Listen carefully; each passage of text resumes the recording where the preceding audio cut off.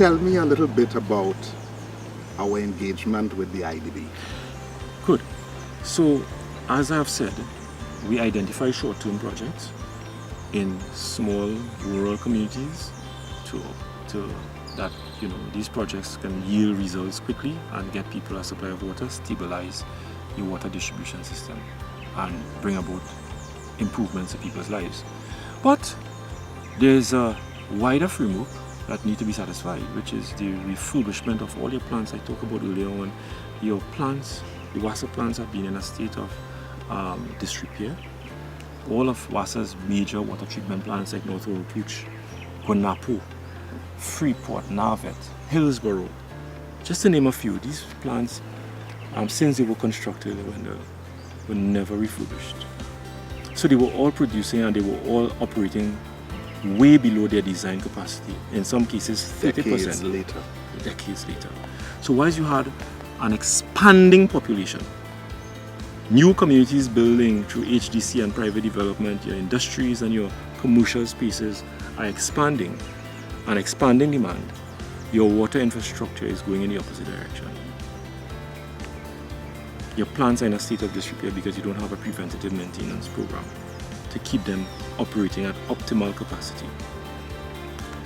So that obviously would require expenditure to the tune of hundreds of millions of dollars to restore those plants, not new plants, to restore those plants back to the design capacity. But then you also need to construct new plants to meet the growing demands of some of those communities. So the IDB program has three major components: water stabilization and improvement. And under water stabilization and improvement, those plants that I've mentioned that have not been refurbished over the last 30 years, we are refurbishing those plants. North Oropouche, Guanapo, Freeport, Narvet, Hillsborough, just to name a few, right? So that's 5 major plants to be refurbished. Then we also need to increase the production of water. So 2 areas have been identified for the construction of 2 new plants, which is in the Santa Cruz area, large river, Green Meadows River. The WRE would have conducted its assessment, and it was determined that the Green Meadows River in Santa Cruz has the capacity to produce over 4 million gallons of water per day. Which is enough to serve. Which is enough to serve and to meet the demands of Santa Cruz and in the areas of San Juan and Bogmalashes and some of those areas. But there's a current supply. I will explain that. Yeah. I will explain that. So we're going to build a new plant. The procurement process is way advanced, and I expect that in the month of June, a contractor will be on board, mobilized to begin the construction of that brand new plant in Santa Cruz. And then you have the Goldsboro area in the eastern part of Tobago, another river that has the capacity to produce, based on the WRE's assessment, approximately 2 million gallons of water per day. So that is new water coming into the stream. So you have customers who will be directly impacted from the increase in production directly related to the plants in Santa Cruz and in Goldsboro. But what is interesting is those customers who would experience the benefit indirectly. So you ask a very good question. Where is the water from those areas coming now? In Santa Cruz, the vast majority of Santa Cruz water comes from the Caroni water treatment plant. So the water is pumped from different stages, different boosters to the people of Santa Cruz. So the people of Santa Cruz, yes, you have some wells in there, but those wells cannot meet your demand, your current demand, and therefore water has to be imported from all the way from the Caroni water treatment plant behind the old airport, stage pumped at different points to get the water into your homes. When this new plant is constructed and commissioned, and I pray that happens before the end of 2025, Santa Cruz will become self-sufficient in terms of its supply of water from its own river, the Green Meadows River. And the authority will no longer need to export millions of gallons of water from the Caroni water treatment plant to get into some of those areas in Santa Cruz and environs. The authority can now redistribute that water to unserved and underserved communities in Central, South, and even along St. Augustine and Tunapuna.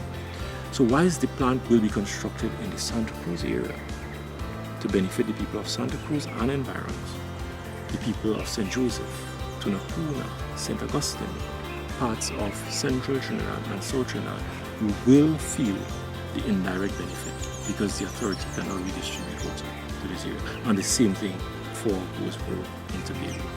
Alright? So water from the existing plant will now go towards some of the communities with an increase and an improved schedule by the construction of this plant. And this is exactly the strategy that we have been using all along to localize the sources of water so that the authority can redistribute the water from its current and older plants to unserved and underserved communities. So that is just one component of the IDB loan. Then you have the drilling of 6 wells, all right, in Freeport, 3 in Freeport, 1 in Clark Road, in Penal, 1 in Tucker Valley, and the other in Chatham, in the Point 14 area. And the Chatham plant is also up for major upgrade and refurbishment under the IDB program. There are 2 components of that IDB program that is very interesting. 2 other components. One is technology. Under the transformation and the report of the Cabinet Subcommittee that I alluded to earlier, they talk about that WASA, we need to leverage on technology in the water sector. WASA is operating blindly. Too much of your operation is manual. And in your manual operation, you are vulnerable to sabotage and practices that are not good. So, and even the lack of data, and the lack of information. Exactly. So you don't know how much volume of water is needed in Belmont to meet the demands of Belmont. You don't know the volume of water that is needed in Icacos and in Siparia, in Pinal, in Sangre Grande, in La Joqueta, in Maloney. You don't know because you're not measuring the water from its production source to its distribution source and what have you. So under the IDB program, we are going to be investing, or rather we are investing a lot in technology to move WASA to evolve into a technology-driven organization. Transformation, where the authority will have a smart water network.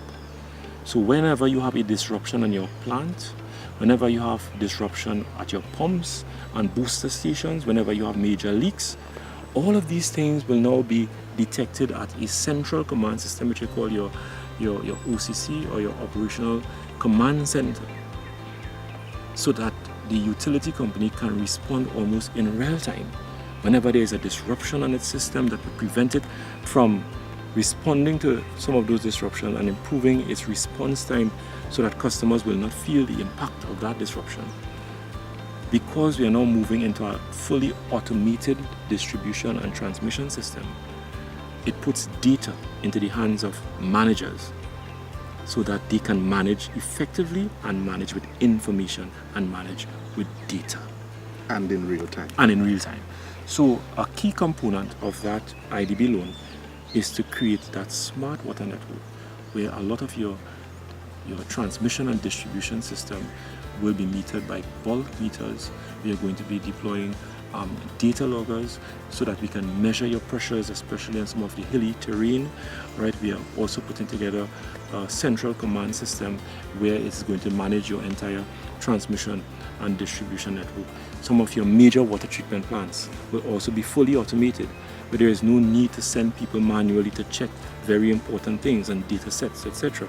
All of these things will now be managed from a centralized system so that you know exactly what is taking place on your system at any point in time. So once we continue with this drive, we will approach a time where it will be a surprise to hear a community going without water because a pump has gone down for 5 weeks and 2 months or what have you. All of that data would now be available to decision makers so that you can respond in real time to this disruption.